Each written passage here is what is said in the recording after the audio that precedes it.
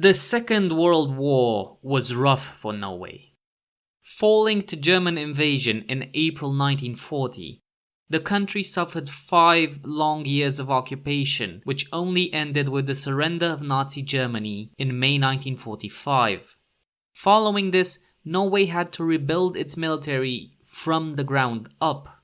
Luckily, after their surrender, the German Wehrmacht left behind vast stocks of equipment. This included rifles, machine guns, anti-tank guns, tools, and even some aircraft, all of which were adopted by the Norwegian military, the Forsvaret. A small number of tanks were also among the equipment left behind, a mix of various types of Panzer III and Stug IIIs. These were mostly of poor condition, however, so they went straight into storage. Fortunately for the Norwegian military, the United States were keen to keep their European allies strong in the face of an increasing threat from the Soviet Union. As such, in 1946, Norway received 17 M24 Chaffees from the United States. The Chaffee would give the Norwegian Army, the Hæren, their first taste of operating a relatively modern armored vehicle, having not had a tank to operate since the single L-120 Rikstanken of late 1930s. Eventually, Norway would operate a total of 141 Chaffees and, through upgrades, would keep them in service until the early 1990s. Welcome to a new Tank Encyclopedia voiced article covering the little-known use of the M24 Chaffee in the Norwegian Army. We would like to thank all of our patrons and all of our team members who make these videos possible. If you want to support our work, please do consider donating on PayPal or Patreon, or if you are knowledgeable enough, consider becoming a part of our team. The M24 Chaffee, named after Army General Ardhya Anargha Chaffee, entered service in 1944, largely replacing the M3 and M5 Stuarts.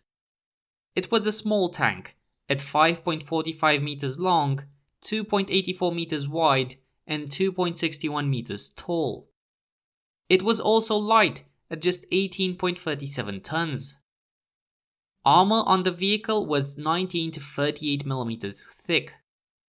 It was armed with the 75mm lightweight tank gun M6. It was operated by a 5-man crew consisting of the commander, the gunner, the loader, the driver, and the assistant driver/radio operator. It was a very maneuverable vehicle, powered by twin Cadillac 44 T24 8-cylinder petrol engines, producing 220 horsepower combined. The transmission and drive wheels were located at the front of the vehicle. The Chaffee rolled on 5 paired road wheels attached to a torsion bar suspension on each side. The 5th road wheel was attached to the idler wheel at the rear of the running gear.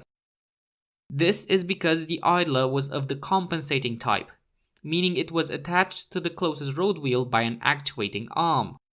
When the road wheel reacted to terrain, the idler was pushed in or pulled out, keeping constant track tension. Armament consisted of the 75mm lightweight tank gun M6, which had a concentric recoil system. This was a hollow tube around the barrel, a space-saving alternative to traditional recoil cylinders. Variants of this gun were also used on the B-25H Mitchell bomber and the T-33 flamethrower tank prototype. The gun had a muzzle velocity of 619 meters per second and had a maximum penetration of 109 millimeters. The elevation range of the gun was around -10 to +13 degrees.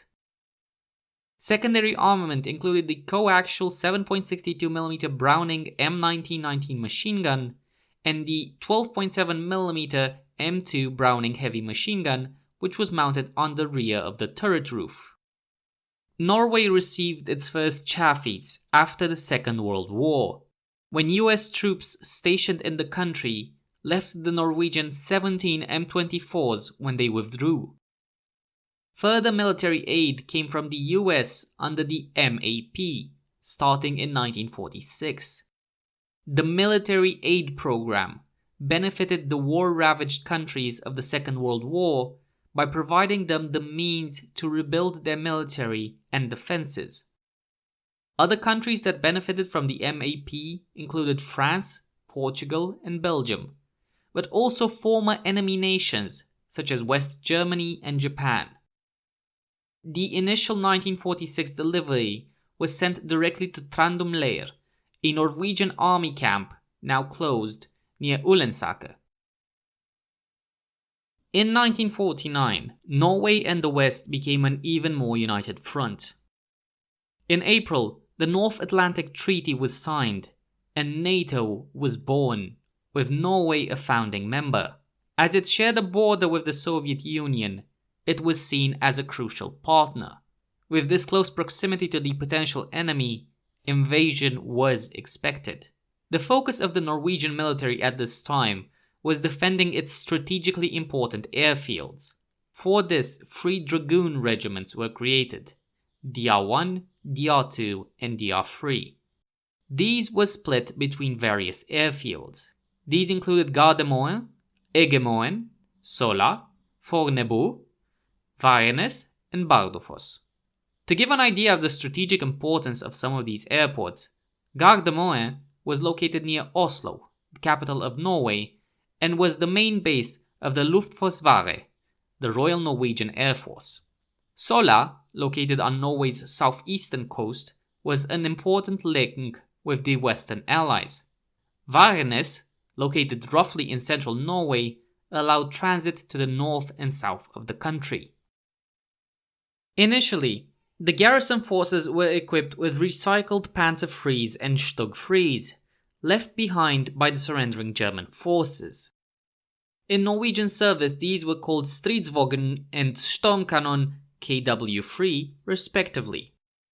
Due to a lack of available M24s, the garrison forces were equipped mostly with these aging vehicles. Thanks to the birth of NATO, however, Norway began to receive more military aid, and the number of M24 Chaffees available to the army vastly increased. By 1951, the entire KW3 force had been replaced by the plentiful Chaffees. As a result, all airport garrison dragoon regiments were rearmed with the Chaffee. Norway received its last Chaffee in 1955. However, MAP did not just provide tanks. Through this program, the Norwegians received 300 fighter aircraft, 8,000 vehicles of various types, 800 guns, and 100,000 tons of ammunition.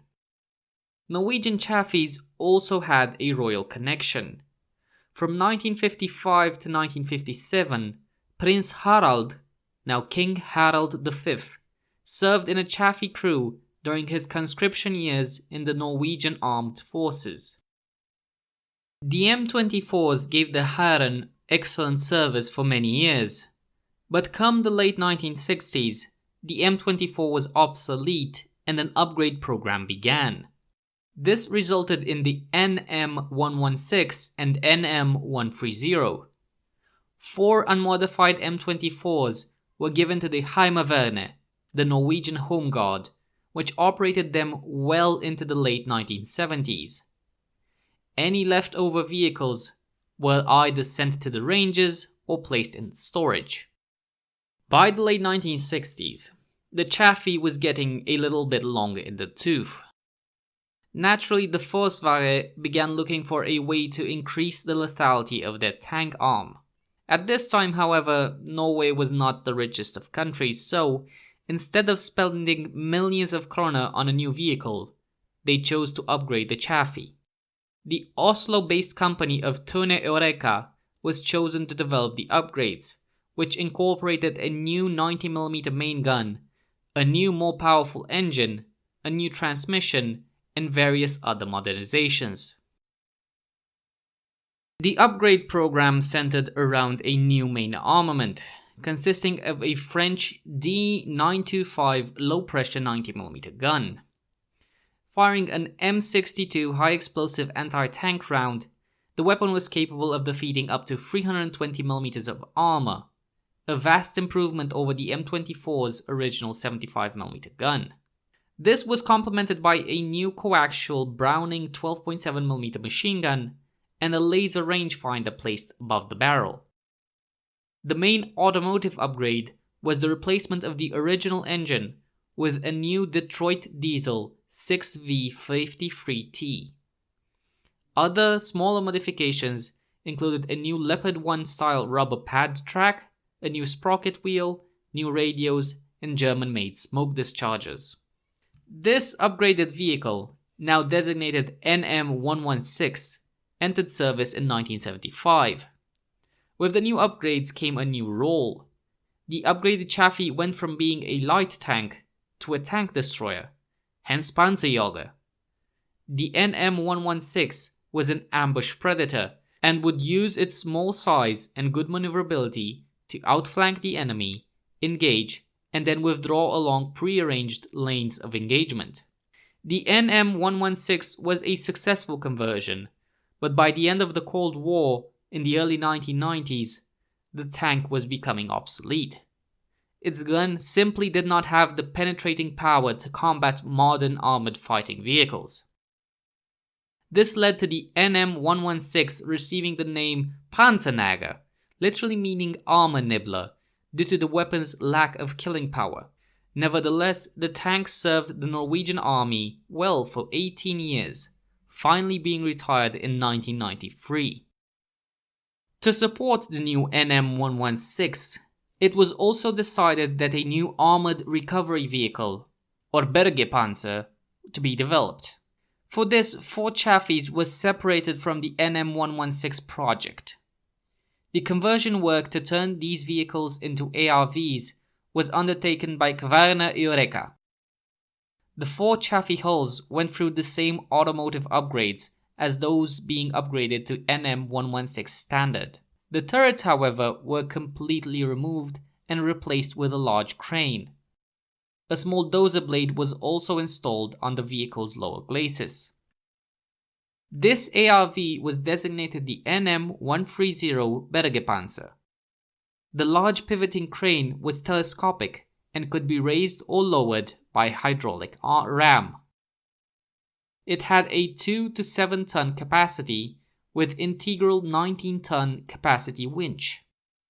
The crane had a relatively low lift capacity as it was not designed to lift an entire vehicle, rather just its components. The 2 to 7 tons lift capacity was more than enough to hoist the NM116 Detroit diesel engine, which weighed just 600 kilograms.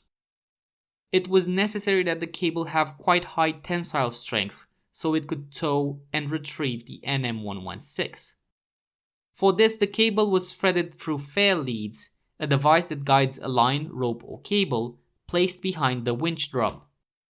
This allowed the vehicle to tow vehicles behind it. To do this though, the crane would have to be traversed 180 degrees. The NM130's dozer blade performed 3 main roles: light earth-moving operations, obstacle clearance, support during lifting operations, and anchorage when winching. The Bergepanzer entered service around the same time as the NM116 and left service with its tank-killing brother in the early 1990s. There is a possibility that it stayed on in service a little longer to serve Norway's fleet of M48s and Leopard 1s, but concrete evidence of this cannot be found. The Chaffee gave the Norwegian Army one of its earliest experiences in the operation of relatively modern armor after the Second World War, and served as its primary tank for many years. In total, thanks to the NM upgrade program, the M24 gave the Hæren approximately 47 years of service, making it one of Norway's longest-serving armored vehicles. This is surpassed only by the now 56 years of the M113, which, again thanks to upgrade programs, has remained in Norse service since around 1964. Not many unmodified Norwegian Chaffees remain, however there are a few. In the late 90s, early 2000s, the Norwegians began removing the Chaffees from their ranges and into storage. A few vehicles went to museums around Norway, but museums around the world also began buying them and restoring them for display. An example of such a vehicle can be found at the Museum of the American GI in College Station, Texas, USA. The vehicle has since been restored to fully operational condition. Thank you for watching this Tank Encyclopedia voiced article. Make sure to follow our website. We'll be releasing new articles on the regular. You can follow us on Facebook, Twitter, Instagram, or Reddit.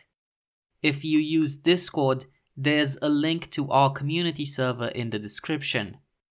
And if you would like to help us continue to develop and expand, consider donating on Patreon or PayPal. All of the funds will be used to help us enhance and design new articles and features for you. Until next time, keep us in your sights.